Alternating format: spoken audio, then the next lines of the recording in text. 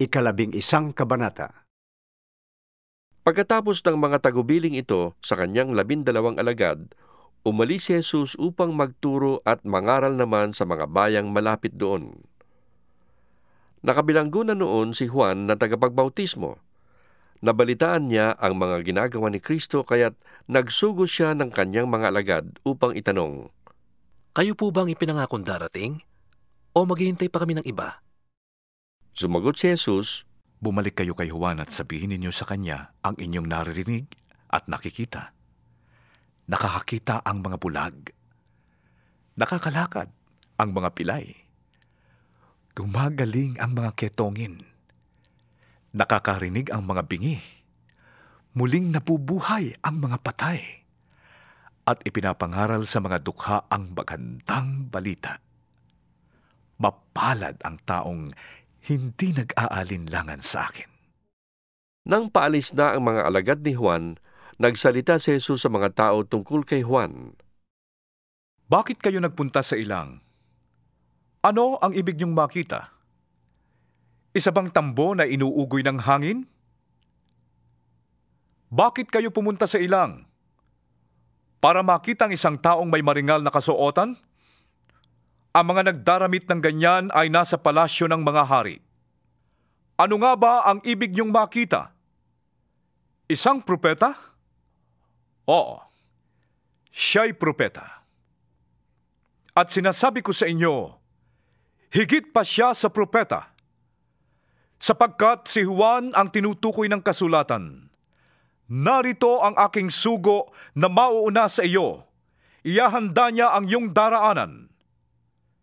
Sinasabi ko sa inyo, higit na dakila si Juan na tagapagbautismo kaysa sinumang isinilang sa daigdig. Ngunit ang pinakahamak sa mga pinagaharian ng Diyos ay mas dakila kaysa kanya. Mula nang mangaral si Juan na tagapagbautismo hanggang ngayon, ang kaharian ng Diyos ay sapilitang pinapasok ng mga taong mararahas. Sapagkat hanggang sa dumating si Juan, ang mga propeta at ang kautusan ay nagpahayag tungkol sa paghahari ng Diyos. Kung naniniwala kayo sa pahayag na ito, si Juan na nga ang Elias na ipinangakong darating. Ang mga may pandinig ay makinig. Saan ko ihahambing ang mga tao sa panahong ito? Ang katulad nila ay mga batang nakaupo sa plaza at sumisigaw ng ganito sa kanilang mga kalaro. Tinugtugan namin kayo ng plauta, ngunit ayaw ninyong sumayaw. Umawit kami ng awit ng pagluluksa, ngunit ayaw ninyong tumangis. Sapagkat nakita nila si Juan na nag-aayuno at di umiinom ng alak, at ang sabi nila, sinasaniban ng demonyo ang taong yan. Nakita naman nila ang anak ng tao na kumakain at umiinom, at ang sabi naman nila, tingnan ninyo ang taong ito. Matakaw, naglalasing, at kaibigan ng mga maniningil buwis at makasalanan. Gayunman, ang karunungan ng Diyos ay napapatunayang tama sa pamamagitan ng kanyang mga gawa. Pagkatapos, sinumbatan ni Jesus ang mga bayang nakasaksi sa maraming himalang ginawa niya roon sapagkat hindi sila nagsisit tumalikod sa kanilang mga kasalanan. Sinabi niya, Kawawa ka, Corazin! Kawawa ka, Bethsaida!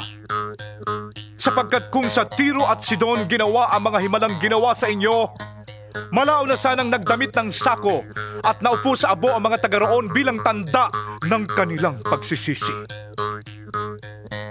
Ngunit sinasabi ko sa inyo, sa araw ng paghuhukom ay mas mabigat na parusa ang sasapitin ninyo kaysa sa mga taga-Tiro at taga-Sidon. At ikaw, Capernaum, ibig mong tumaas hanggang langit?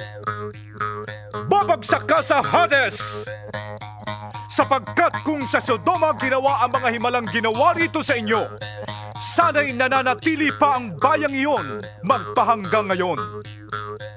Ngunit sinasabi ko sa inyo, sa araw ng paghuhukom, ay mas mabigat na parusa ang daranasin ninyo kaysa sa mga taga-Sodoma. Nang panahong iyo'y sinabi ni Jesus, Ama, Panginoon ng langit at lupa, salamat sa iyo sapagkat inilihim mo ang mga bagay na ito sa marurunong at matatalino at inihayag mo naman sa mga may kalooban tulad ng sa bata. Oo, Ama, sapagkat ganoon ang nais mo. Ibinigay na sa akin ng aking Ama ang lahat ng bagay.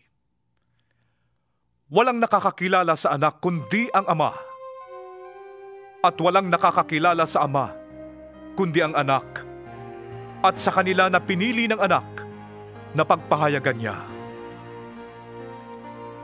Lumapit kayo sa akin, kayong lahat na nahihirapan at nabibigatan sa inyong pasanin, at kayo'y bibigyan ko ng kapahingahan. Pasanin ninyo ang aking pamatok at tanggapin ninyo ang aking mga itinuturo, sapagkat ako'y maamo at mababa ang loob. Matatagpuan ninyo sa akin ang kapahingahan, sapagkat madaling dalhin ang aking pamatok at magaan ang pasaning ibinibigay ko sa inyo.